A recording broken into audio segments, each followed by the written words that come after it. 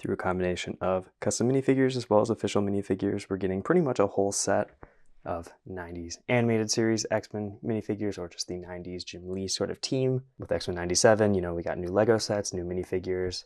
Bishop, probably the best official minifigure for an X-Men minifigure we've gotten. Of course, I've been reviewing all of the KO Customs minifigures, got some custom parts to enhance some of the official minifigures. Most recently, I did review KO Customs' most recent Morph minifigure, which was just half of the newest release, with the second half being another minifigure I finally got in hand, being their version of Jubilee, to round out this X-Men 97 animated series 90s team even more. Lots of stuff to take a look at in here, so let's check out the content. For Jubilee, we have the standard KO Customs plastic shell that comes with most of their minifigures. Like usual, each custom part, the minifigure, are in separate plastic bags to stop them from getting damaged in shipping. We have one accessory for her fireworks power, and like a lot of other custom minifigures, you got the custom card. It's a little stuck in there, so I'll just show it off in the case. On the front, you have the render of her using her powers, which is cool.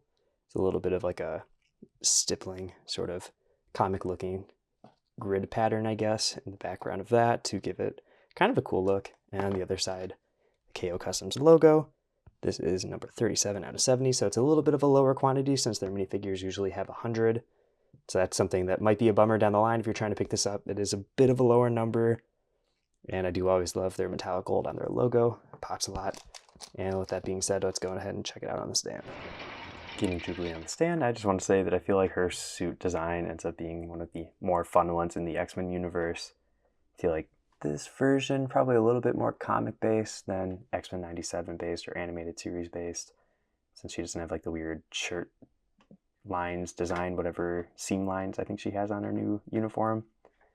But you can see a lot to like here. You got the printed arms, which actually are completely wrapped around. So there's a little bit of print on the inside as well. Just creates a seamless divide between the sleeve and then the glove, which is nice, with some additional black sort of lines as well to give it, I guess, more of a comic outline versus just like blending, which is fine. I don't mind that at all.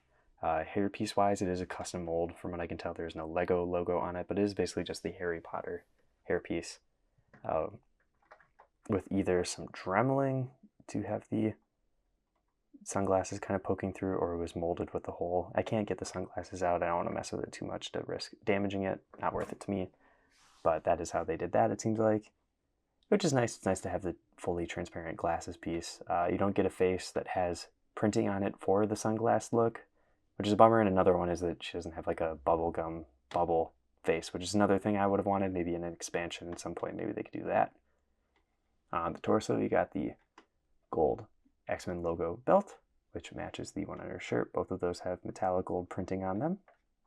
On the back, just a straight line for the seam with some wrinkles. Get the molded part there for the collar as well, which is very similar to Gambit's, but it is just a little bit further back, or I guess you would call that deeper, to account for her hairpiece, where this one's a little bit more shallow. That's kind of the only difference there. And with the molded jacket piece, you can see that it's shaped a little bit different, where hers kind of kicks out a little bit more. I feel like, after I move the arm quick, it's not as seamless of a transition from the coat to the torso and legs and everything. It feels a little bit thicker, which maybe that's on purpose to give her a little bit more of leg motion, because that was one of my complaints from Gambit for the molded part, where, not great still. You can see right there, just you don't have a lot of range of motion for posing her, which is a problem if you're going to put them in a fight scene like I would for the Danger Room. But as I pointed out, you do get the other leg piece too, so it's not going to be a problem really. Collar piece, you're going to be very careful with the tips that kind of go over the torso there. That was a problem with the Gambit that he wanted people to know about ahead of time, is that removing the head, you just have to be careful. Getting to the other arm, it'll be the same sort of setup with the extra printing on the inside. Wrinkle wise, looks like it's going to be the same, just mirrored. And I'll just pop off some of these molded parts to get a better look. And the way that I get the collar piece off, I just inch the head up as much as I need to just kind of slide it off of the back. I don't take the head off completely, don't really need to do that. I also take off the hairpiece when I'm sort of twisting it around. Other side of the head, you got the angry expression here. These shorts are really nice too, where there isn't like a specific Xmen print to them. So you'll be able to use these elsewhere, especially if you're not going to use the molded skirt piece or jacket piece, whatever you want to call it. Which has a nice little bit of blue to make the seam line, or I mean to make the transition from the legs to the torso better, since it would be yellow otherwise, so it's good to see. Legs are printed on blue plastic, so as you bend them around, they will not break up at all, which is a nice feature. They're always kind of keeping that in mind, it feels like, for the most part. And her skin color is actually one of those newer, darker nougat colors, which is good for her since she is a character from Asian descent. Good to see more representation and not just using light nougat or even tan. I don't really think tan is the right color for characters like this. I'm glad that LEGO's introducing new plastics, which I pointed out in my X-Mansion review for Bishop as well as Storm, that they're just creating more diversity in the cast, and I enjoy seeing that. And while we're at it, let's toss on the angry expression, which is going to be good for a danger room scene or a battle scene of some sort, and that'll tie into her other molded accessory I haven't shown off yet, being this Power Blast sort of magic wand piece that they custom molded, which unfortunately doesn't have great clutch power in the bootleg handle piece. So that is unfortunate, not going to fit in there super well. So as you're kind of moving around, it could fall out. I've noticed if you tip it upside down, it does kind of hold in. It's just very wobbly. So just be careful not to lose that, I guess. But that's kind of fun, using the official LEGO Magic Wand piece to put it into an effect like this. I think that's very creative. They're always kind of doing that with their different pieces, where they kind of go off of the official sort of parts list and just modify it a bit to make it work. So this is kind of like the LEGO, seeing right there.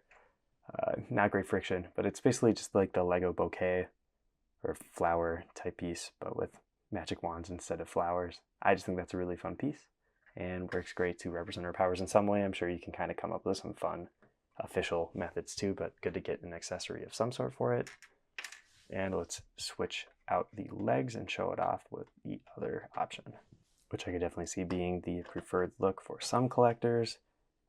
You're able to have full articulation, and the way that it is printed, the jacket ends up being seamless with the other design. You get the nice little bit of shading underneath the jacket areas to differentiate the pants from the shoes, boots, whatever you want to have them. Still get the sort of knee printing there for it to be shorts versus just like pants. Obviously the pocket lines are going to be omitted here, but pretty much going to be the same printing. No indiscrepancies with the design, which is perfect.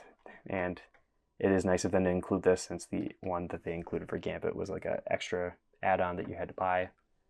And I definitely prefer the look for Gambit with the printed legs. Just helps a lot to give him more posing options, especially for him being a dynamic character. For her, I feel like she can be a little bit more chill, not as much like a kicking and in the air type person. And while we have the collar piece off, you can see that there's a little bit of extra printing that gets covered up a bit by the collar, just being a printed collar. So with that part off, this doesn't look bad either, and gives you the option to actually move her head around, because when the collar's on, I don't think that is really an option, since it just doesn't have the clearance for the hairpiece, I don't think, but I'll toss it on quick, we can check. And I was right. If you don't press the hairpiece on all the way, you can move the head, but you can see it is kind of goofy, looking like a Frankenstein type mold.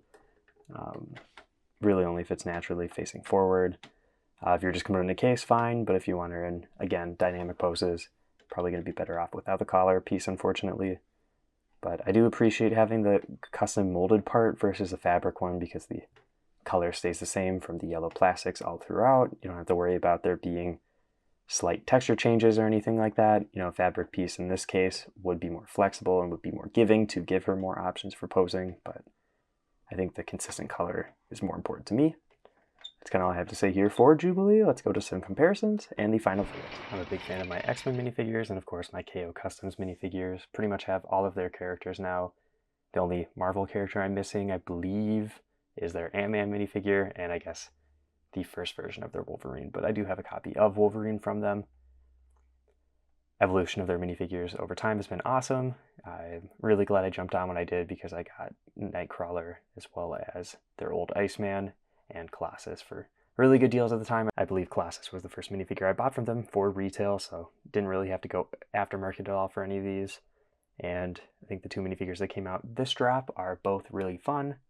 Obviously, Jubilee has a little bit more bells and whistles to her with all the different molded accessories, different leg options. But Morph did have the other head, and it's fine to have a simple minifigure every once in a while. It was good that they were able to reuse the legs there that they made as an add-on for Cyclops, just to make it a little bit easier for them to produce these. I do love their color design where they use things like old brown, or in the case of Gambit even, where they use the old bluish metallic color, magenta, and always just very thoughtful about that.